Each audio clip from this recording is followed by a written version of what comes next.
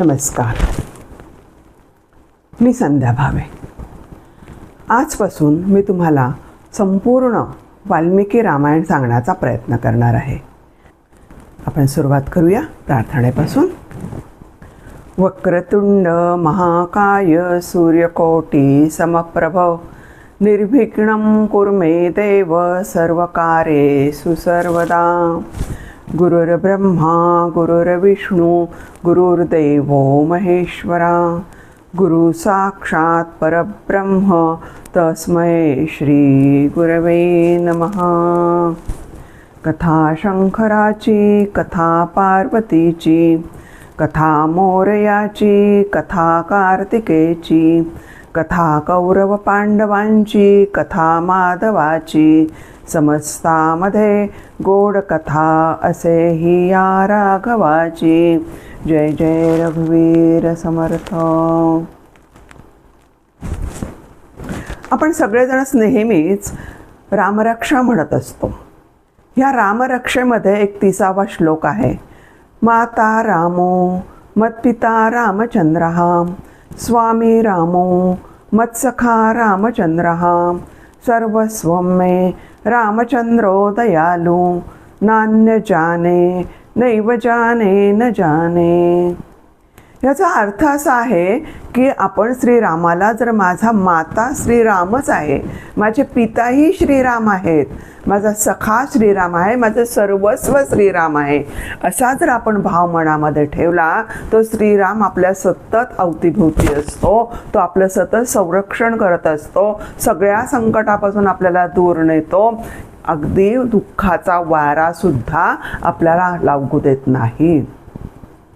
आपलं बोट धरतो आणि सगळ्या सुखाच्या दालनामध्ये जाऊन आपल्याला फिरवून आणतो. इतकी ती महानता ह्या श्रीरामामध्ये आहे. पण तो भाव मात्र नक्कीच पाहिजे की माझा पिता माता सगळं सर्वस्व माझे श्रीराम आहेत, अशी जर भेट असायला पाहिजे. आता पहा ना, आपण गुढीपाडव्यापासून ते रामनवमीपर्यंत आपण रामाचं नवरात्र साजरं करत असतो. आता हे राम जन्माला येणार आहेत म्हणून या सृष्टीमध्ये किती किती बदल होतात पहा बरं. सगळी थंडी आपली संपून जाते, उबदार वातावरण तयार झालेलं असतं, सगळीकडे झाडाला छान हिरवी हिरवी पालवी फुटलेली असते, सुगंधित रंगी बेरंगी अशी फुलं उमलायला लागलेली असते. आपला मोगरा आपली अत्तराची कुपी उघडतो आणि सगळीकडे सुगंध दरवळत असतो. बाजारामध्ये छान अशी रसाळ फळं बाजारात आलेली असते. कलिंगड झालं, टरबूज, कलिंगड यासारखी फळं येतात आहेत.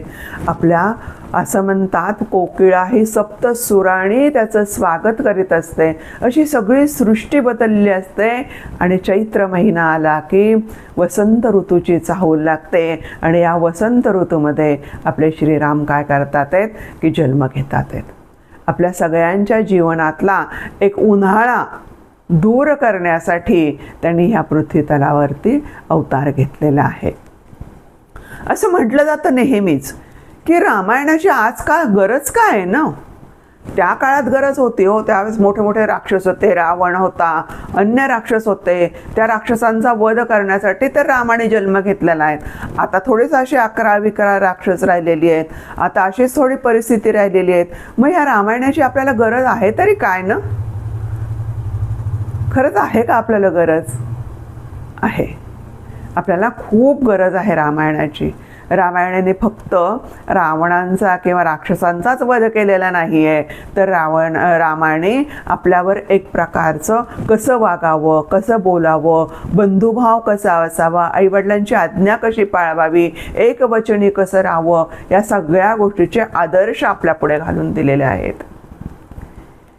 ज्या व्यक्तीचा उद्या राज्याभिषेक होणार असतो, इतकी ती आनंदात असते, त्या व्यक्तीला सांगितलं जातं की तू राज्य त्याग कर आणि वनवासात निघून जा. तेव्हा सुद्धा ते हसत हसत वनवासात निघून जातात.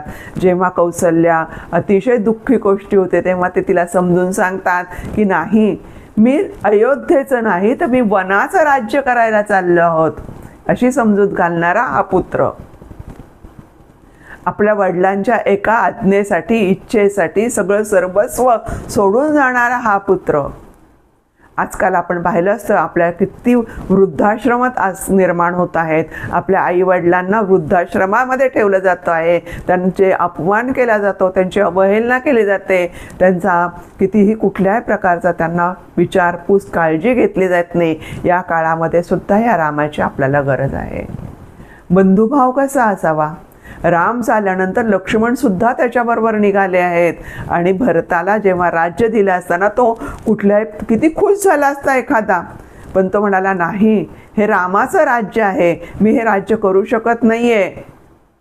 आणि रामाने जेव्हा सांगितल्यानंतर सुद्धा त्याच्या पादुका त्यांनी आपल्या गादीवर ठेवून तिथून 16-17 किलोमीटर नंदीग्रामामध्ये जाऊन वनवासी जीवन जगलेलं आहे. केवढा मोठा हा त्याग त्याच्यामध्ये सांगितलं आहे. रामायणामध्ये प्रत्येकाचाच त्याग आहे. सीतेचा त्याग आहे, उर्मिलेचा त्याग आहे, सगळ्यांचा त्याग आहे. अशा प्रकारचं रामायणाची गरज आज पण आहे. आज आपण काय करतो आहोत? उपभोगाच्या मागे लागलेला आहोत. त्यागापेक्षा आपल्याला उपभोग जास्त गरजेचं वाटलेलं आहे. त्यामुळे आजच्या काळामध्ये सुद्धा आपल्याला रामायणाची गरज आहे. मित्र कसा असावा? तर रामासारखा असावा. सुग्रीवासारखे जे मित्र होते त्यांनी आपल्या जवळ केले आणि कायमस्वरूपी शेवटपर्यंत त्यांना साथ दिलेली आहे. शत्रू रावण सुद्धा म्हणतो शत्रू कसा असावा? तर रामासारखा असावा. म्हणजे किती त्यांनी आपल्या पुढे आदर्श घालून दिलेले आहेत, किती गोष्टी त्यांनी आपल्यासाठी केलेल्या आहेत.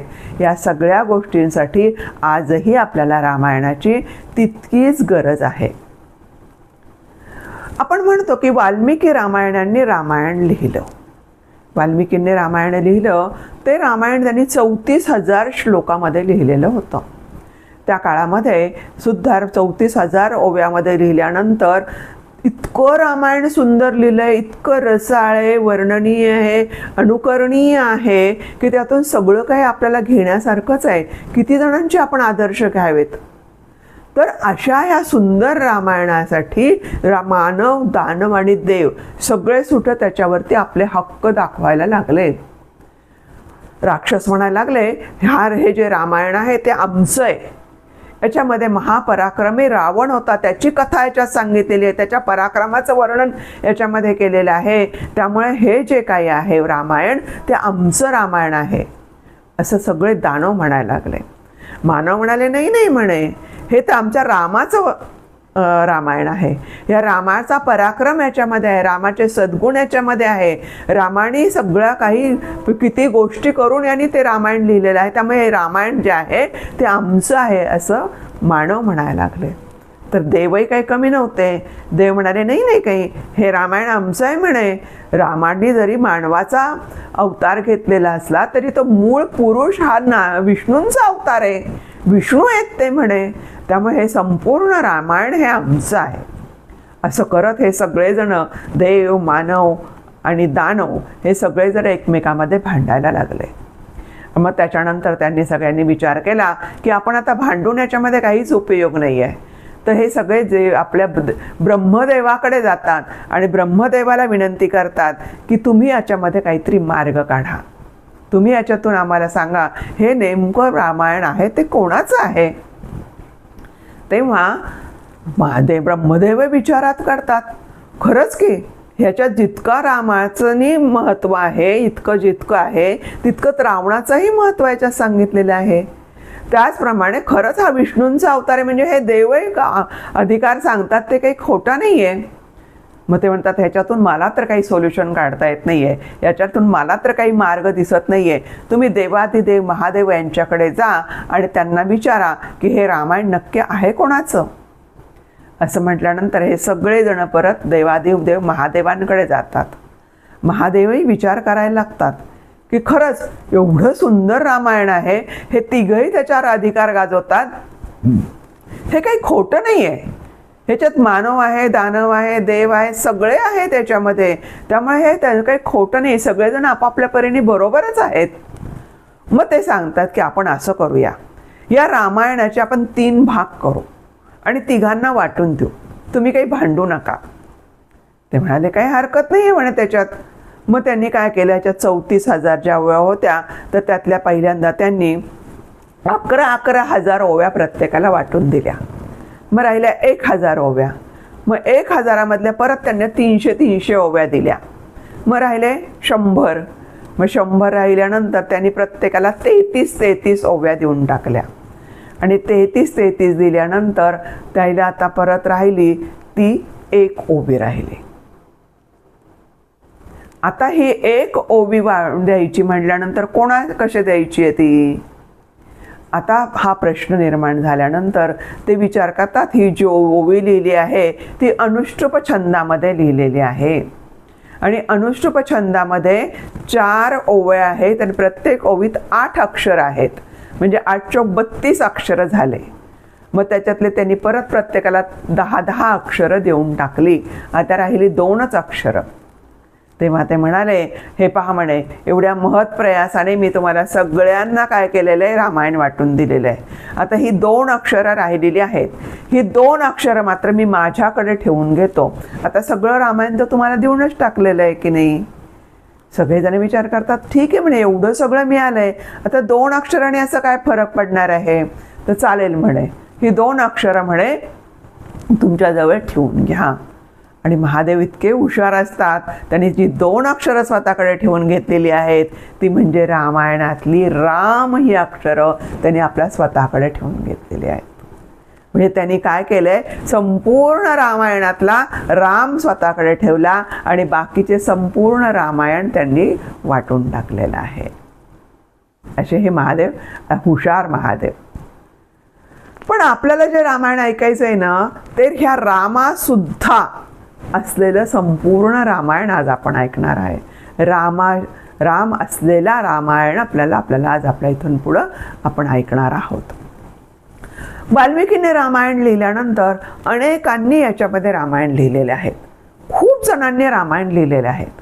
आपले एकनाथ महाराज यांनी सुद्धा रामायण लिहिलेलं आहे. आता एकनाथ महाराज पण प्रत्येकाने रामायण लिहिताना त्याच्या स्वभाव गुणधर्मानुसार, त्याच्या तेथीलच्या वातावरणानुसार त्याच्यामध्ये थोडेसे बदल झालेले आहेत. आता आपले एकनाथ महाराज कसे होते, अतिशय धार्मिक होते. परमेश्वरावर त्यांची नितांत श्रद्धा होती, विठ्ठलावर त्यांची श्रद्धा होती. त्यांच्या तना मनामध्ये संपूर्ण प्रत्येक वेळीस भगवंत वसलेला होता. त्यामुळेच तर त्यांच्या ज्या घरामध्ये श्रीखंड नावाच्या नावाने प्रत्यक्ष श्रीकृष्ण काय करत होते, पाणी भरत होते, भगवंत पाणी भरत होते. अतिशय धार्मिक, अतिशय सात्विक स्वभावाचे होते. वेश्येने त्यांचं किती वेळा नामोहरण करण्याचा प्रयत्न केला होता, परंतु त्याच्यावरती त्यांनी कुठलीही हार मारली नाही. आणि त्याच्यातून त्यांनी आपली काय दाखवलेली, सहनशीलता दाखवलेली आहे. तिला कुठल्याही प्रकारचा अपशब्द वापरला नाही, तिचा कुठलाही अपमान केला नाही. उलट म्हणाले, तुझ्यामुळे माझं इतक्या वेळ काय झालेलं आहे, गंगा स्नान झालेलं आहे. असे हे आपले हे एकनाथ महाराज. काशीहून आणलेली गंगा त्यांनी तडफडणाऱ्या गाढवाला पाजलेली आहे. त्यातून त्यांनी भूतदया दाखवून दिलेली आहे. अशा अनेक कथा आपल्याला एकनाथ महाराजांबद्दल सांगता येतील. म्हणजे त्यांच्या स्वभाव धर्माप्रमाणे त्यांनी रामायण लिहिलेले, भावार्थ रामायण लिहिलेलं आहे. त्याच्यात त्यांनी काय सांगितलंय बरं, त्यांनी दशरथ या शब्दाची फोड केलेली आहे. दश म्हणजे 10, रथ म्हणजे आपले कर्म अवयव. दश म्हणजे 10 आणि कर्म म्हणजे आपले जे 5 कर्मेंद्रिय आहेत आणि 5 ज्ञानेंद्रिय आहेत, असे हे आपले 10 इंद्रिय आपल्या शरीरामध्ये आहेत. आणि ह्या 10 इंद्रियावरती आपल्या 3 काय आहेत, तर 3 गुण आहेत. सत्वगुण, रजगुण, तमगुण. ह्या 3 राण्या कौसल्या, सुमित्रा आणि कैकेयी आहे. ह्या देहामध्ये ह्या 3ही गुण जर सात्विकतेने राहत असतील आणि आपले सगळे काम, क्रोध, मद, मत्सर, मोह, लोभ यासारखे जर षड्रूपे प्रापून देत असतील, तर ह्या शरीरात हा राम आत्म्याच्या रूपाने अतिशय आनंदामध्ये इथे वसतो आहे, अशी त्याने त्याच्यातून एक संकल्पना मांडलेली आहे. अशा प्रकारे त्यांनी काय केलेलं आहे, भावार्थ रामायण त्यांनी लिहिलं आहे. तुलसी रामायण पण तुलसीदासांनी लिहिलं आहे. आता तुलसीदासांच्या रामायणावर तिथल्या त्या परिस्थितीचा परिणाम झालेला आहे. त्यावेळेस थेट सगळीकडे लोभ, माया, मोह याचं सगळीकडे वातावरण होतं. सगळीकडे वातावरण बदलल्यामुळे त्याचा परिणाम त्यांच्या रामायणावरती झालेला आहे. त्यांनी एक उदाहरण दिलंय पहा. त्यांनी काय सांगितलं, राम लक्ष्मण सीता हे जेव्हा वनवासाला निघालेले होते तेव्हा वनवासाला जाता जाता काय होतं तर तिथे राम पुढे पुढे चाललेले होते, त्याच्या मागे सीतामाई होत्या आणि त्याच्या मागे लक्ष्मण होते. आता लक्ष्मणाचा जीव खूप रामावरती, सतत त्याचं दर्शन व्हावं, त्याचं मुख पाहावं म्हणून तो सतत इकडे इकडे येऊन इकडून रामाला पाहत होता. राम काही मागे वळून पाहत नव्हते, कारण राम हे रस्त्याने पुढे पुढे चाललेले होते. आणि त्यावेळेस काही आतासारखे गडकरींनी केल्यासारखे सिमेंटचे रोड नव्हते, कितीतरी दगडं होते, खाच होते, खळगे होते, खड्डे होते, चिखल होता. त्यामुळे त्यांना जपून पाऊल टाकत टाकत पुढं जावं लागायचं. आणि त्याचप्रमाणे त्याच पावलावर सीतामाई आणि लक्ष्मण पावलं टाकत होती, त्यामुळे त्यांना अतिशय काळजीपूर्वक पाऊल टाकत होते. त्यामुळे त्यांचं संपूर्ण लक्ष रामाकडं रस्त्याकडं होतं. ते कसे मागे वळून पाहतात. त्यामुळे लक्ष्मणाला वाटायचं, पहा मी इतका रामाच्या दर्शनासाठी आतुर झालेलो आहे, तडफडतोय, व्याकुळ झालेलो आहे, आणि हे सगळं असलं तरीही मध्ये म्हणजे सीतामाई ही मध्ये मोहमाया आल्या कारणाने मला ह्या प्रभू रामाचा दर्शन होत नाही. अशा पद्धतीचं त्यांनी त्यांच्या तुलसी रामायणामध्ये त्यांनी काय केलेलं आहे, वर्णन केलेलं आहे. त्याचप्रमाणे त्यांनी सांगितले, कदंब नावाचे ऋषी होते, त्यांनी तामिळमध्ये सुद्धा एक प्रकारचं रामायण लिहिलेलं आहे. तर तामिळ भागामधली जी परिस्थिती होती त्याचं प्रतिबिंब त्या त्यांच्या तामिळ रामायणामध्ये आलेलं आहे. मिझोरामचं रामायण मध्ये मोझो रामायण त्यांनी लिहिलेलं आहे पहा. आता हा मिझोरामचा भाग आहे तो संपूर्ण भाग कसा आहे तर आदिवासी भाग आहे. आदिवासी स्त्रिया तिथे दाखवले, स्त्रिया पुरुष दाखवलेले आहेत. तिथले लोक काय, स्त्रिया कशा करतात ते वेगळ्या पद्धतीची साडी नेसतात, मण्यांचे खूप दागिने घालतात, हातात ते मण्यांचे बांगड्या वगैरे घालत असतात. आणि ते काय काम करतात तर त्यांची झोपडी असते, ते कोंबड्या पाळतात, शेळ्या पाळतात, शेतीची कामं करतात, झाडू वगैरे घेत असतात. तर त्यांची सीतामाई पण अशीच कामं करत आहे. त्यांची सीतामाई पण त्यांच्या पद्धतीची साडी नेसतीये, त्यांच्या पद्धतीचे दागिने घालतीये, ती सुद्धा कोंबड्या पाळतीये, ती पण हातात झाडू घेऊन सगळा परिसर स्वच्छ करतीये. म्हणजे त्या परिस्थितीनुसार त्यांनी मोझो नावाचं रामायण लिहिलेलं आहे.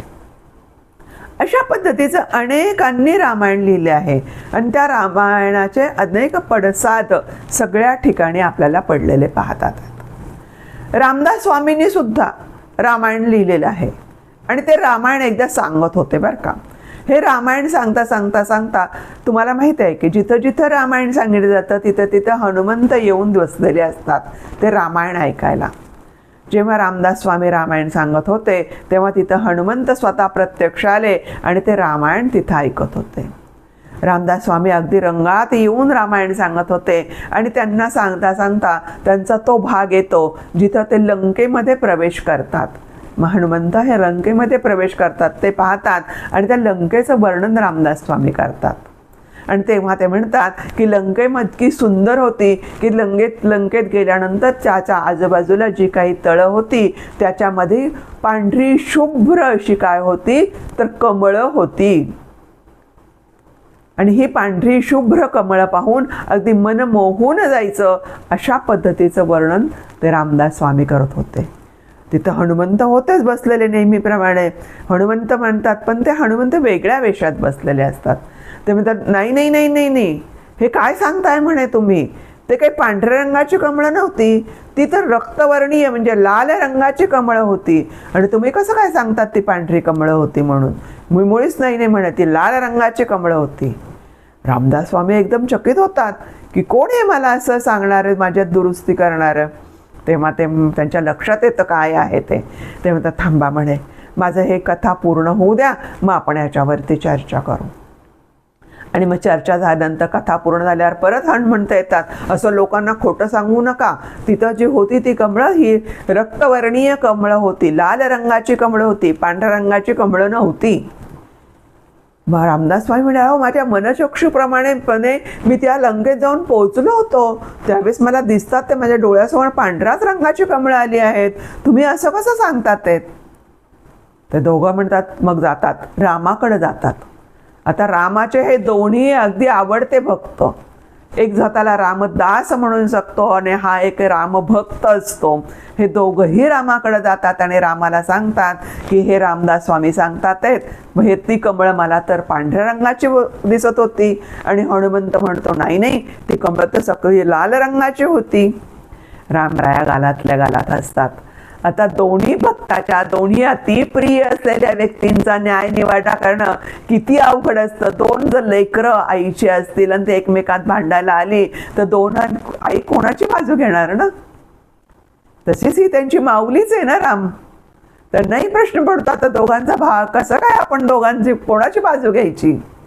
तेव्हा राम स्वतः म्हणतात की थांबा म्हणे, मी पाहतो म्हणे.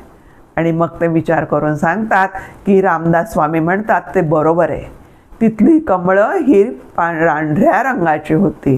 पण हनुमंत तुझंही म्हणणं तितकंच बरोबर आहे. कारण का तर तू सीतामाईला रावणाने पळवून नेलं होतं, तिला बंदिवासात ठेवलेलं होतं. तिला होणारा मानसिक त्रास यामुळे तुला अतिशय क्रोध आलेला होता, तुला राग आलेला होता. आणि त्या क्रोधामुळे, त्या रागामुळे तुझे डोळे हे लाल रंगाचे झालेले होते. त्यामुळे तुला संपूर्ण ते कमळ आहे ही रक्तवर्णीय आणि लाल दिसत होती. अशा प्रकारे ते दोघांचीही समजूत घालतात. म्हणजे ह्या प्रकारे सगळ्या ठिकाणी काय झालेलं आहे, रामायणाचं वर्णन अशा पद्धतीने केलेलं आहे. एका ठिकाणी आपण पाहतो की आपण जेव्हा सेतू बांधायला निघतात, आता लंकेमध्ये जायचं आहे तर त्या समुद्रावरती सेतू बांधायला निघतात आणि सगळी वानर सेना तिथं जमा झालेली असते आणि त्या सेतू बांधण्याच्या मध्ये मदत करत असते. प्रत्येकजण दगड घेतो, त्याच्यावर श्रीराम असं लिहितो आणि तो दगड काय करतो समुद्रामध्ये सोडतो आणि तो समुद्रात सडल्याबरोबर तो दगड काय करतो तिथं तरंगला जातो. आपण पाहिलं छोटीशी खारुताई सुद्धा काय करते, दगड त्या समुद्रामध्ये सोडते. रामराय तिथे नुसतेच बसलेले असतात. ते म्हणतात एवढी सगळे लोक कामं करतात आणि मी तर नुसताच बसलेलो आहे म्हणे. थांब म्हणे, मी सुद्धा काय करतो ह्यांना मदत करतो म्हणे. आणि मग काय करतात ते पण तिथूनच एक दगड घेतात आणि त्या दगडावर ते काही आपलं स्वतःचं नाव लिहित नाही श्रीराम म्हणून. तो दगड घेतात आणि तो दगड समुद्रामध्ये टाकतात. त्याबरोबर तो दगड पाण्यात जाऊन बुडतो. तो काही दगड तरंगत नाही. त्यांना एकदम आश्चर्य वाटतं. तर इकडे इकडे पाहतात, कोणी पाहिलं तर नाही ना की हा माझा दगड समुद्रामध्ये बुडलाय. तो हनुमंताने पाहिलं असतं. हनुमंत पाहतात, का रे म्हणे तू पाहिलं का म्हणे. तर म्हणतात हो मी पाहिलंय म्हणे, तो दगड तुमचा पाण्यात बुडलाय म्हणे. राम खजील होतात, सांगू नको म्हणतात कोणाला, मी टाकलेला दगड पाण्यात बुडतो आणि तुमच्या सगळ्यांची दगड म्हणे ह्या समुद्रावरती तरंगतात आहेत. हनुमंत म्हणतो नाही नाही, मी सगळ्यांना सांगणार आहे की रामाने सोडलेला दगड हा काय झालेला आहे, समुद्रामध्ये बुडलेला आहे. म्हणजे ज्याने रामाने ज्याला हाताशी धरलेला आहे, रामाने ज्याला आपलंसं केलेलं आहे, तो हा भवसागर तरुण जातो. पण ज्याला रामाने सोडून दिलेला आहे तो मात्र त्या तळाशी जातो. म्हणून रामाला जर आपण भवसागर तरुण जावं असं वाटत असेल तर रामाचा हात हा घट्ट पकडायला पाहिजे, रामाला आपलंसं करून घ्यायला पाहिजे. हीच गोष्ट त्यांनी त्याच्यातून सांगितलेली आहे. अशा पद्धतीने अनेक प्रकाराने हे रामायण सगळ्यांनी आपापल्या पद्धतीने लिहिलेलं आहे. आता एक गोष्ट अजूनही त्याच्यामध्ये सांगितली जाते आहे की पूर्वीच्या काळी जे काय आहे ते राम हा जर परमेश्वरी अवतार होता असं जर म्हटलं तर रावणाचा वध रामाने एकट्याने का बरं केला नाही, त्याला एवढ्या वानर सेनेची का बरं गरज भासली, असाही प्रश्न आपल्या मनामध्ये येऊ शकतो. खरंच आहे ही गोष्ट. राम जर परमेश्वरी अवतार होता तर तो एकटा सुद्धा जाऊन रावणाचा वध करूच शकला असता. त्याला काय अवघड होतं या सगळ्या गोष्टीचं. पण याच्यामध्ये संघटन जास्त महत्त्वाचं आहे, एकजूट जास्त महत्त्वाची आहे हे दाखवून घ्यायचं असतं. कुठलंही कार्य करताना कोण लहान मोठा असं न पाहता सगळ्यांनी जर एकत्र आले तर महान कार्य घडू शकतं. हेच त्यांनी त्यांच्या या कृतीतून दाखवून दिलेलं आहे. पहा, ह्याच गोष्टी जिजाऊने आपल्या शिवरायांना सांगितल्या होत्या आणि त्याच्यातूनच स्फूर्ती घेऊन जर रामरायांनी वानरसेना एकत्र केली आणि बलाढ्य अशा रावणाला मारलेला आहे, तर शिवरायांनी सुद्धा आपल्या आजूबाजूच्या मावळ्यांना एकत्र केलंय, त्यांना एक त्यांचे संघटन केलंय, त्यांना एक जीव केलेला आहे, त्यांच्यातले सगळे गुण ओळखून त्यांना त्यांच्या पद्धतीची कामगिरी दिलेली आहे. आणि इथं राक्षस म्हणजे आपल्या हिंदू धर्मावर होणारं संकट जे आहे ते संकट त्यांनी काय केलेलं आहे, आपल्याला दूर केलेलं आहे. असं म्हटलं जातं ना, होता शिवाजी म्हणून आपण आज हिंदू म्हणून वावरत आहोत, नाहीतर आपण केव्हाच आपला धर्म हा बदलला गेला असता. आज हिंदू धर्माचं जे अस्तित्व आहे ते शिवरायांमुळे आहे, हे आपण विसरू शकत नाही आहे. इतकी ही शिवरायांची काय महती आहे. पण त्यांना जी प्रेरणा मिळाली आहे ते ह्या रामरायाच्या संघटनेतून मिळालेले आहे. आजही आपल्या समाजामध्ये जर काही संकट येत असतील, काही हिंदूची वादळं येत असतील, तर त्या वादळांना तोंड देण्यासाठी आपण सर्वांनी संघटित होणं हे खूप गरजेचं आहे. हेच त्यांनी आपल्या ह्या गोष्टीतून सांगितलेलं आहे. असं म्हटलं जातं की देवनिर्मितीम देश, ऋषी निर्मितीम राष्ट्र. देवाने काय केलेलं आहे, देशाची निर्मिती केलेली आहे. देशाची म्हणजे कुठली, ह्या देशामध्ये जे काही छान समुद्र आहेत, हे डोंगर आहेत, पर्वत आहेत, मोठमोठे हिमाच्छादित पर्वत आहेत, छान सुंदर अशा नद्या आहेत, तलावं आहेत, झाडी झुडपं, वेली, फुलं, ह्या सगळ्यांची निर्मिती कोणी केलेली आहे, तर देवांनी केलेली आहे. प्राण्यांची निर्मिती केलेली आहे, पक्ष्यांची निर्मिती केली आहे, अगदी मानवाची निर्मितीसुद्धा ह्या परमेश्वरानेच केलेली आहे. परंतु राष्ट्राची निर्मिती करायचं काम मात्र ह्या ऋषीमुनींनी केलेलं आहे. ऋषीमुनींनी आपल्याला इतके छान आपल्यावर संस्कार केलेत, आपल्याला सगळे आचार विचार त्यांनी दिलेले आहेत. आपण कसं वागावं, कसं बोलावं, काय खावं, सगळ्या प्रकारच्या आपल्याला काय केलेल्या आहेत, आपल्यावर संस्कार त्यांनी केलेले आहेत. आणि त्या संस्कारामुळे आज आपण काय केलेलो आहेत, आज आपण इथे मानव म्हणून वेगळं आपलं अस्तित्व त्यामुळे निर्माण झालेलं आहे. आपल्याला जी मन आणि बुद्धी दिली आहे, या मनबुद्धीचा वापर करायला आपल्याला ह्या ऋषीमुनींनी शिकवलेलं आहे. सगळ्यांचा आदर करायला आपल्याला ह्या ऋषीमुनींनी शिकवलं आहे. सकाळी सुद्धा आपण उठल्यानंतर या पृथ्वीवर पाय ठेवण्याअगदी आपण तिचं काय करतोय, तिला नमस्कार करतो, तिची क्षमा मागतोय. ह्या पशु पक्षी प्राण्यामध्ये सुद्धा आपण देव पाहतोय. ह्या सगळ्या प्रकारचे संस्कार आपल्या ऋषीमुनींनी केलेले आहेत. त्यामुळे या ऋषीमुनींचं आपल्या जीवनामध्ये अतिशय अनमोल असं काय आहे, तर अनन्यसाधारण असं महत्त्व आहे. त्याचप्रमाणे रामाच्या जीवनावर सुद्धा या ऋषीमुनींचा खूप मोठा प्रभाव झालेला आहे. ह्या ऋषीमुनींनी त्यांना अनेक गोष्टी त्यांना शिकवल्या आहेत आणि त्यांना शिकवून रावणाला वध करण्यासाठी त्यांना प्रगल्भ केलेलं आहे, सक्षम असं केलेलं आहे. अशा पद्धतीचं हे सगळं काही रामायण हे वाल्मिकी ऋषींनी आपल्या पद्धतीने छान असं लिहिलेलं आहे. हे वाल्मिकी ऋषी होते ना, हे भार्गव कुळातले होते आणि वेद अध्ययन करणारे होते. पूजा पाठ यज्ञ याग हे करणारे असे हे वाल्मिकी ऋषी होते. अतिशय धार्मिक वृत्तीचे होते.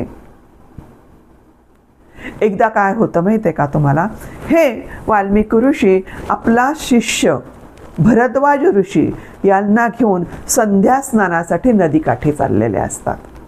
आणि नदीकाठी जाता जाता जाता काय होतं, तर तिथे एका झाडावरती क्रौंच नावाचे पक्षी, मादी आणि नर दोघंजण तिथं बसलेले असतात आणि ते आपल्या प्रणय क्रीडेमध्ये मग्न झालेले असतात. ते त्यांचा आनंद उपभोगत असतात. आणि त्याच वेळेस तिथून एक पारधी चाललेला असतो, व्याघ्र चाललेला असतो. आणि हा पारधी काय करतो, तर बाणाने अचूक वेध घेऊन ह्या क्रौंच पक्षाला बाण मारतो. त्याबरोबर काय होतं, ह्या झाडावर बसलेला जो क्रौंच पक्षी आहे तो खाली पडतो आणि मृत पावतो. त्यातला नर जो असतो तो मृत पावतो. आणि ते मृत पावल्यानंतर ती त्याची जी मादी असते ती अतिशय दुःखी होते, अतिशय कष्टी होते आणि ती करुण आपल्या आवाजामध्ये विव्हळते आणि साच्याच भोवती काय घालते, घिरट्या घालत असते. तिचा शोक, तिचं करुण तिचं ओरडणं हे पाहून ह्या वाल्मिकी ऋषींचं हृदय खूप कळवळतं. काय गरज होती बरं ह्या पार्थाला त्यांना मारण्याची? ते त्यांच्या सुखामध्ये मशगूल होते. तुला काय असं पडलं होतं की तू त्याचा वध करावा? असं म्हणून त्यांना इतकी त्या क्षणी राग येतो, चीड येते आणि ते त्या पार्थाला शाप देतात की तुला कुठल्याही प्रकारचं सुख मिळणार नाही, अशा पद्धतीचं काय देतात, त्याला शाप देतात. पण हा शाप देताना ते एका ओव्यामध्ये देतात, काव्यामध्ये देतात, छंदयुक्त काव्यामध्ये ते त्याला शाप देतात. आणि हा शाप दिल्यानंतर त्यांना एकदम आश्चर्य वाटतं. अरे, मी तर कचपर्यंत कधी कविता केल्या नाही आहे, काव्यरचना केली नाही आहे, मला या गोष्टीचं कुठलंही ज्ञान नाही आहे. असं असताना सुद्धा मी हे काव्य कसं काय लिहिलं? माझ्या तोंडातून असं उत्स्फूर्त असं कसं काय बाहेर पडलं? ह्या गोष्टीचं त्यांना अतिशय काय व्हायला लागतं, आश्चर्य वाटायला लागतं की हे कसं काय घडलं, हे घडलं कसं काय, असा ते विचार करायला लागतात. आणि विचार करता करता त्यांच्या मनामध्ये की हे त्यांना एकदा नारद मुनी भेटतात आणि नारद मुनी सांगतात की नारद मुनींना विचारतात, मी कधीही माझ्यामध्ये काव्यरचना केलेली नाही आहे, माझ्या मनात काव्यनिर्मितीचा कधी विचारही आलेला नाही आहे, आणि असं असताना माझ्याकडून अशी काव्यनिर्मिती कशी काय झाली, ह्याचं ते मला काही कळेल का, हे का झालेलं आहे? तेव्हा नारद मुनी त्यांना सांगतात की तुम्ही, तुझ्या हातून खूप मोठं लिखाण होणार आहे, खूप मोठं कार्य होणार आहे, तू एक महान ग्रंथ लिहिणार आहेस, असं ते सांगतात. ते म्हणतात, कुठला महान ग्रंथ, कशा संदर्भात विचार करायचा? मी तर आजपर्यंत कोणतीही गोष्ट लिहिलेली नाही, वाचलेली नाही आहे, तर मी कसं काय लिहिणार आहे ते ग्रंथ, आणि काय लिहिणार आहे? तेव्हा ते सांगतात, तुला एका महान राजाचं चरित्र लिहायचं आहे. विचार करतात की महान राजाचं चरित्र, मग कुठला राजा? जो भूतकाळात होऊन गेलेला आहे त्याचं चरित्र लिहू, का तो भविष्यामध्ये होणार आहे त्याचं चरित्र लिहायचं आहे, की ह्या सद्य परिस्थितीमध्ये जो राजा राज्य करतो आहे त्याचं चरित्र लिहायचं? कोण आहे हा राजा? तेव्हा नारद मुनी सांगतात की हा राजा जो आहे अतिशय सत्यवाचनी आहे, एकवचनी आहे, आपण दिलेला शब्द हा पाळणार आहे, मातृपितृभक्त आहे, बंधू, याच्यामध्ये खूप मोठ्या प्रमाणात बंधुभाव आहे, त्याचप्रमाणे तो एकपत्नीव्रती आहे आणि प्रजेवर अनन्यसाधारण प्रेम करणारा आहे, तो पराक्रमी आहे, तो शौर्यवान आहे, तो धैर्यवान आहे आणि सगळ्या ऋषीमुनींचा आदर करणारा आहे, आणि त्यांनी महान अशा राक्षसांचा वध केलेला आहे, अशा राजाबद्दल तुला राहायचं आहे. तरीही वाल्मिकींच्या लक्षात येणं नेमकं कोणाचं? तेव्हाच ते सांगतात की अयोध्येचा राजा दशरथ याचा पुत्र प्रभू श्रीराम यांचं चरित्र तू लिहायला सुरुवात कर. असं म्हटल्यानंतर वाल्मिकींना खूप आनंद होतो आणि मग ते त्या तयारीला लागतात. आता तुम्हाला सांगायचं की एवढं चरित्र लिहिणं इतकं सोपं असतं का हो? आपल्याला एक 10 ओळीचा निबंध लिहायचा तरी आपल्याला खूप विचार करावा लागतो. काय लिहू, कसं लिहू, सुरुवात कशी करू, शेवट कसं करू, शब्द कसे गोळा करू. त्यावेळेस काही ChatGPT नव्हतं, त्यामुळे पटकन त्याच्यावर टाकलं ना आपल्याला सगळी माहिती मिळालेली आहे. ह्या सगळ्या गोष्टीचा नारद मुनी विचार करायला लागतात, सगळी माहिती गोळा करायला लागतात. आणि त्याच वेळेस इकडं काय घडलेलं असतं तर सीतामाईचा प्रभू रामचंद्रांनी त्याग केलेला असतो. त्यांच्याच राज्यामध्ये कोणीतरी एक जण म्हणतं की मी काही राम नाही आहे, प्रभू रामचंद्र नाही आहेत, राजा राम नाही आहे, की आपली पत्नी 10 महिने रावणाच्या घरामध्ये राहून सुद्धा त्याने तिचा स्वीकार करणारा मी काही राम नाही आहे, अशी जी गोष्ट तो वल्गना करतो. आणि ही गोष्ट प्रभू रामाच्या कानात जाते. आणि रामाला आपली प्रजा ही निसंशय असली पाहिजे, आपल्यावर प्रेम करणारी असले पाहिजे. आणि त्या शंकेचं सगळं पूर्ण निरसन करणं हे राजाचं कर्तव्य आहे. या दृष्टिकोनातून त्याने सीतामाईचा त्याग केलेला असतो. आणि लक्ष्मणाला सांगितलं असतं या सीतामाईला वाल्मिकी ऋषींच्या आश्रमापाशी नेऊन सोड. त्याप्रमाणे सीतामाईला वाल्मिकी ऋषींच्या आश्रमामध्ये सोडलेलं असतं. आणि ही सीतामाई वाल्मिकी ऋषींच्या आश्रमामध्ये येऊन राहते. हे वाल्मिकींना माहीत असतं की सीतामाई आपल्या आश्रमात आहे. तिची ओळख बुजून जावी म्हणून तिला वनमाला नाव दिलेलं असतं. आणि अतिशय प्रेमाने तिचा सांभाळ हे वाल्मिकी ऋषी करत असतात. त्यांना माहीत असतं ही गरोदर आहे आणि त्याप्रमाणे तिचा ते सांभाळ करत असतात. तेव्हा ते स्वतः त्या सीतामाईकडे जातात. आणि तीच एकमेव अशी आहे की रामाचं संपूर्ण चरित्र आपल्याला सांगू शकेल. आणि सीतामाईला जाऊन विचारतात की रामाबद्दल ते माहिती विचारतात. राम कसा आहे, कसा पराक्रम आहे, त्याच्या पराक्रमाच्या गोष्टी, त्याच्या त्यागाच्या गोष्टी, त्याच्या मित्रत्वाच्या गोष्टी, त्याच्या गुरुपती असलेल्या निष्ठेच्या गोष्टी ही ती सीतामाईकडून सांगायला सुरुवात करतात. आणि ते ऐकतात. इथं सीतामाई म्हणत नाही आहे पहा म्हणे तो कसा आपल्यासारखी स्त्री असते तर काय केलं असतं तिने, एवढा त्याग केल्यानंतर त्या नवऱ्याचा किती आपण त्यांनी रागराग केला असता.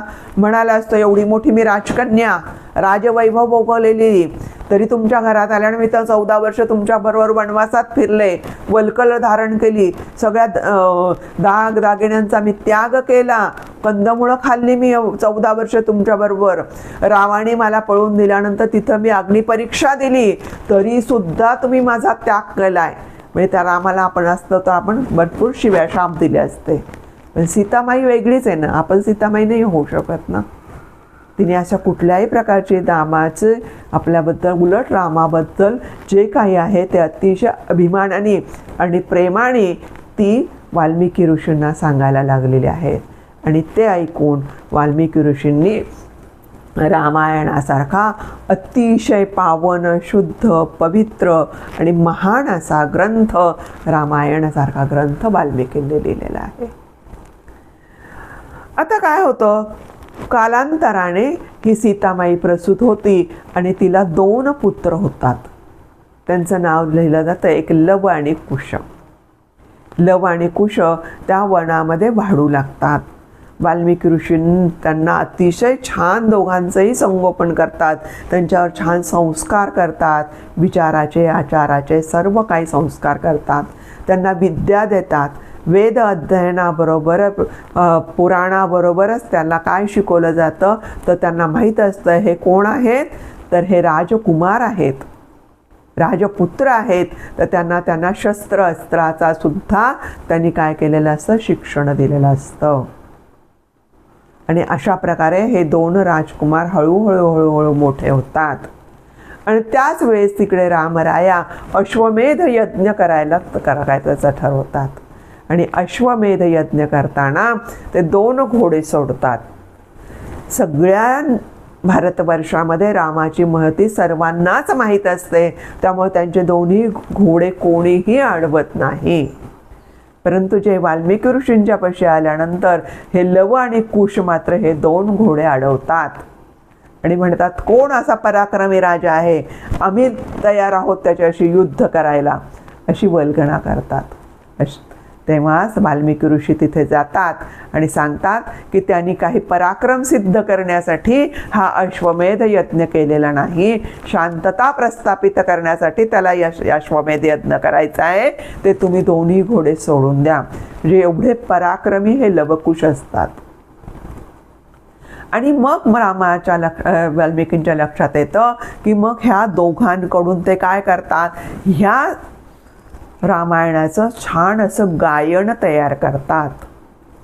त्यांना आधी सगळं काय केलं, स्वराचं, गाण्याचं, तालाचं सगळं काय केलेलं असतं, ह्या दोन पुत्रांना शिकवलेलं असतं, ज्ञान दिलेलं असतं आणि त्यांच्याकडून हे संपूर्ण रामायण गाऊन घेतात. आणि हे दोघंही जण खूप सुंदर असं गाणं हे राघव दोघं जण म्हणायला लागतात. आणि हे म्हणायला लागल्यानंतर काय होतं तर त्यांना मग एकदा सांगतात की तुम्ही आता काय करायचं आहे तर रामाकडे जायचं आहे आणि अयोध्येमध्ये जायचं आहे. अयोध्येमध्ये जाऊन डायरेक्ट राजाकडे जायचं नाही आहे. अयोध्येमध्ये गेल्यानंतर अयोध्येच्या गल्ली बोळामधून फिरायचं आहे आणि फिरता फिरता ते काय करायचं आहे तर हे रामायण गाऊन सगळ्या लोकांना दाखवायचं आहे. सगळेजण तुमचं कौतुक करतील, सगळेजण तुमची वाहवा करतील, कौतुकाने भारावून जायचं नाही. आणि हे रामायण जेव्हा हे रामाच्या कानावर आल्यानंतर प्रभू रामचंद्र तुम्हाला स्वतःला प्रत्यक्ष राजदरबारात बोलवतील.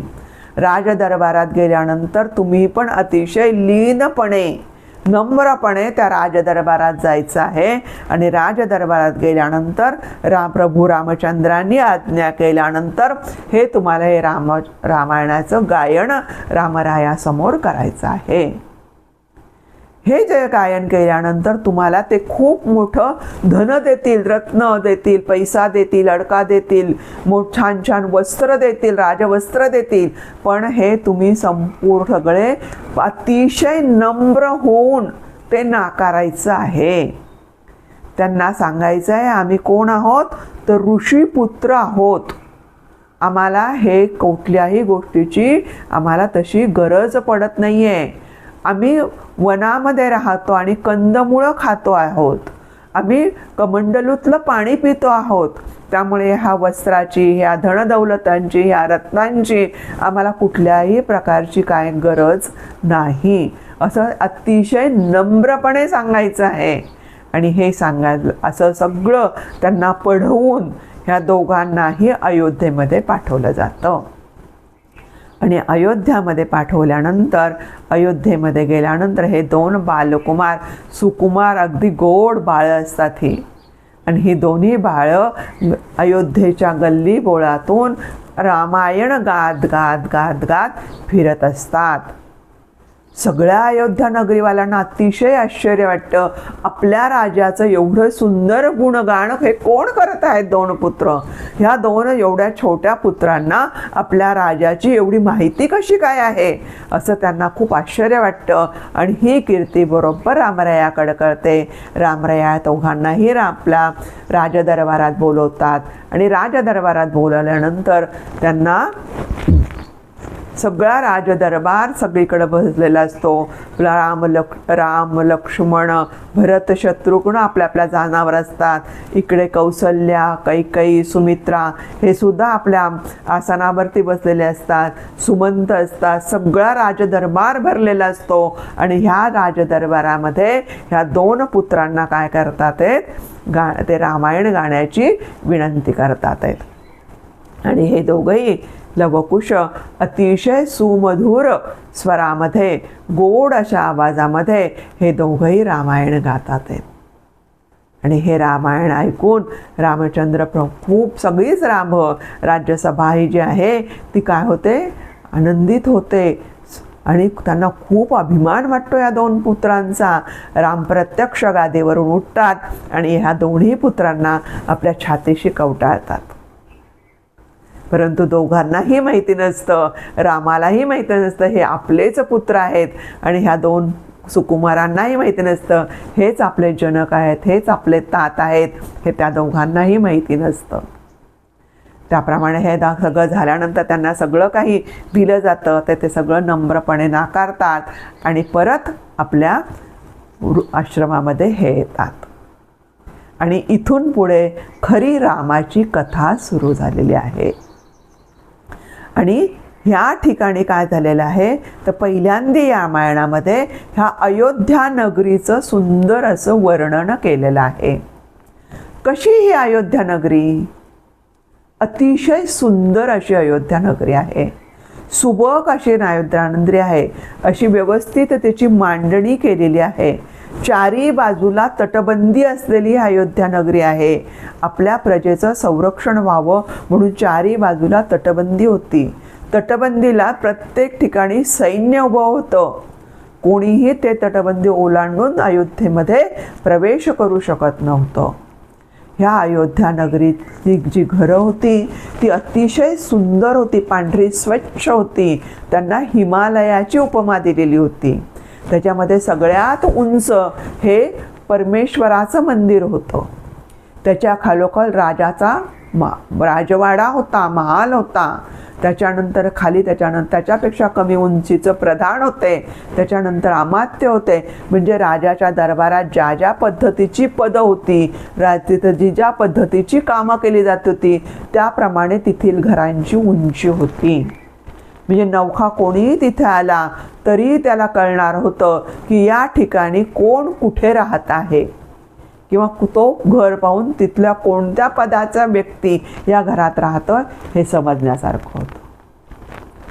तिथं राजाच्या राजवाड्याला तर हिऱ्या माणक्याची तोरणं होतीच, पण इथल्या प्रत्येक घरावरती हिऱ्या माणक्यांची तोरणं होती. आपण दाराला जे तोरण लावतो ना, ती तोरणं हिऱ्या माणक्यांची होती, रत्नांची होती. म्हणजे एवढी सुबत्ता तिथे होती. सुबत्ता होती म्हणजे तिथे लोकांची मानसिकता किती छान होती. लोकांच्या मनामध्ये विचार नव्हता की ते तोरण मला मिळावं. आज आपण देवळात गेलो तरी आपली चप्पल आपल्याला जपावी लागते. कधी चोरीला जाईल हा आपल्याला भीती वाटते. पण तिथं चोरी हा प्रकारच नव्हता. कारण लोक ही समृद्ध होती, सुखी होती आणि सुसंस्कारित होती. त्यामुळे प्रत्येकजण खुलेआम आपल्या दरवाजाला रत्नांची तोरणं लावत होती. समृद्धीचं लक्षण हे तोरण होतं. त्याचप्रमाणे तिथे संपूर्ण रस्त्यावर दुतर्फा झाडी होती. ती वेगळ्या येणाऱ्या पांथस्थाला छान प्रकारे थंडगार हवा मिळावी म्हणून सगळ्या दोन्ही बाजूनी काय लावलेली होती, तिथे झाडी लावलेली होती. संध्याकाळची वेळ झाली की सुगंधित पाण्याचे फवारे सडे टाकले जायचे की लोकांना कुठल्याही प्रकारचा त्रास होऊ नये म्हणून. तिथली जनता ही अतिशय सुखी, समृद्धी आणि आनंदी होती. पूर्णतः निरोगी होती. कुठलाही मानसिकता चांगली असेल तर कुठलाही आजार हा येतच नाही आहे. त्याप्रमाणे त्या ठिकाणी अनेक प्रकारची फळांच्या बागा होत्या, फुलांच्या बागा होत्या. सगळ्या प्रकारची रसयुक्त, गरयुक्त, गंधित, मधुर अशी सर्व फुलं आणि फळं त्या भागामध्ये होती. असं समृद्धीचं पूर्ण साम्राज्य या अयोध्येमध्ये वसलेलं होतं. आणि अयोध्येचा राजा दशरथ, हा दशरथ राजा हा अतिशय काय होता, प्रजेची काळजी घेणारा होता. अतिशय प्रजेला आपल्या पुत्राप्रमाणे सांभाळणारा असा दशरथ राजा होता. हा दशरथ राजा अतिशय काय होता, अजेय होता, पराक्रमी होता. त्याने एकही युद्ध हरलेलं नाही. इतका महान पराक्रमी असा हा अजय राजा दशरथ राजा होता. म्हणजे आता आपण जर त्यांची परंपरा पाहिली तर राम, आपल्याला रामाचं चरित्र ऐकायचंच आहे. त्याचे वडील दशरथ हे सुद्धा महापराक्रमी होते, अजय होते आणि संपूर्ण भारतवर्षामध्ये त्यांचा एक लौकिक होता. असे हे दशरथ राजा होते. त्यांचे वडील अज हे जे होते हे सुद्धा महान पराक्रमी होते, पण खूप मोठे शिवभक्त होते. ते शिवाची भक्ती करणारे होते. ते रोज शिवाची पूजा करायची. त्यांना हाताने अर्घ द्यायचे, मंत्रांकित पाणी करायचे, पाणी हातात घ्यायचे, पूर्ण मंत्र म्हणून ते पाणी आपल्या शिवाच्या पिंडीवरती सोडत होते. अशा प्रकारे काय होते, ते शिवभक्त होते, पराक्रमी होतेच होते.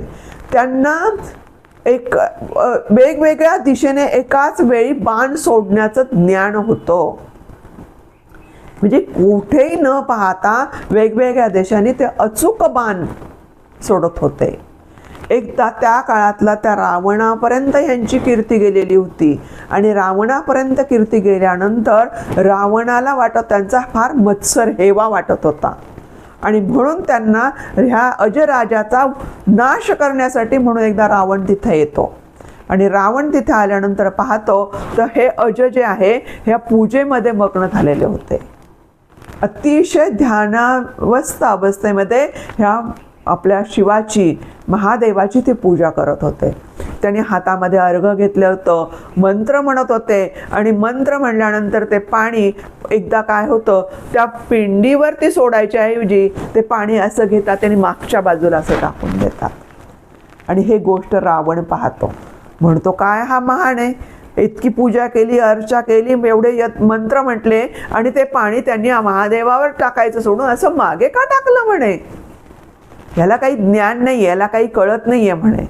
आणि मग ते अजराजाला विचारतात, तुम्ही असं का केलं, हे पाणी असं मागे का टाकलं. तेव्हा ते म्हणाले की मी हे ध्यानधारणा करत असताना मागे एका जंगलामध्ये एक गाय चरत आहे आणि ती गाय चरताना तिथे एक वाघ आलेला आहे, व्याघ्र आलेला आहे. आणि तो व्याघ्र ह्या गायीवरती काय करणार आहे, हल्ला करणार आहे. त्यामुळे हे गायीवरती त्याने हल्ला करू नये, त्याला जेरबंद करावं म्हणून हे पाणी मी मागे टाकलेलं आहे. रावणाला आश्चर्य वाटतं, असं कसं नुसतं पाणी टाकून काय उपयोग होणार आहे का म्हणे, असं कुठं होणार आहे, घडणार आहे का, असं म्हटल्यानंतर त्याला आश्चर्य वाटतं. आणि तो खरंच ते पाहायला जातो तर तिथं खरंच ती एक गाय चरत असते. आणि तिकडे त्या वाघाला संपूर्ण बाणांनी काय केलेलं असतं, वेढलेलं असतं. त्या वाघाला पुढे जाता येत नसतं. म्हणजे एवढी त्यांची क्षमता होती असे हे अजराक्षर. त्याच्यानंतरचे त्यांचे अजयचे वडील भगीरथ. आपल्याला भगीरथांचा पराक्रम सगळ्यांना माहितीच आहे की त्यांनी स्वर्गातून गंगा खाली आणलेली आहे आणि ही पृथ्वी समृद्ध करण्याचा प्रयत्न केलेला आहे. इतकं सोपं नव्हतं. डोंगरातून याच्यातून गंगा घेऊन छोट्या त्याच्यातून तिला सगळा तिचा आवेग कंट्रोलमध्ये करून तिला आणलेला आहे. महत्प्रयासाने भगीरथाने आपली गंगा ही पृथ्वीवर आणलेली आहे. आणि ह्यांचे वडील मनु, हे मनु म्हणजे काय, हा मानव जातीचे ते आदिपुरुष आहेत. असं म्हटलं जातं की मनु जेव्हा राजा होते त्यांनी काय केलेलं आहे, तेव्हा मनूंच्या एक संध्या करायला गेल्यानंतर त्यांच्या ओंजळीमध्ये नदीकिनारी एक मासा त्यांच्या ओंजळीमध्ये येतो. आणि तो ओंजळीत आलेला मासा पाहतात आणि तो मासा त्यांना विनंती करतो, म्हणे माझं रक्षण करा तुम्ही, मी खूप छोटा आहे म्हणे आणि हे आजूबाजूचे मासे काय करतील, मला मारून टाकतील, तर तुम्ही माझं रक्षण करा.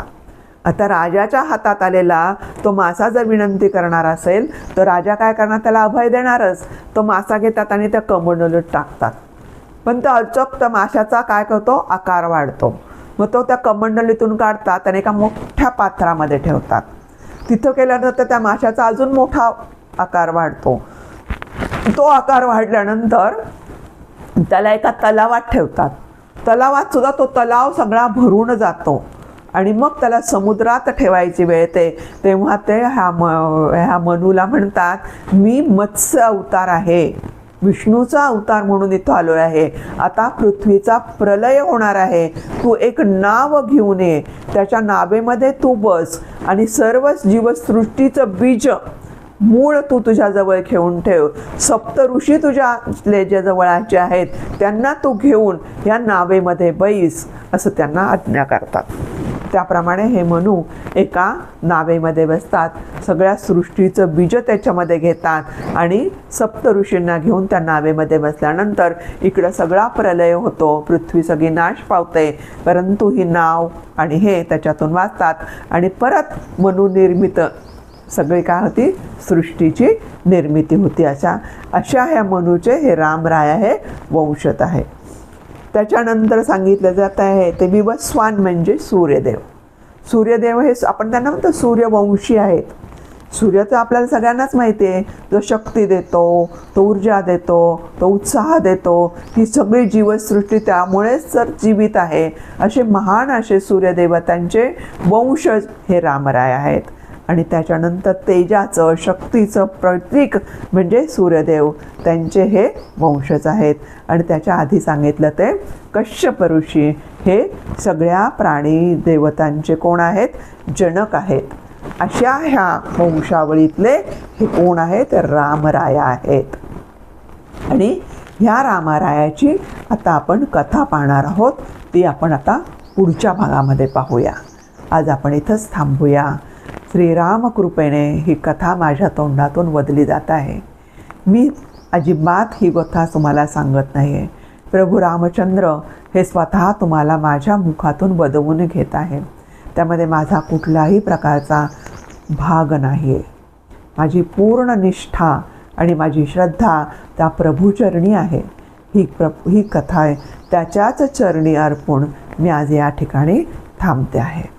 आता याच्या पुढचा भाग म्हणजे आपल्याला अयोध्या नगरी, दशरथ राजाला पुत्रप्राप्तीसाठी केला त्याने पुत्रकामेष्टी यज्ञ, रामाचा जन्म, ह्या सगळ्या गोष्टींचा आपण काय करणार आहोत?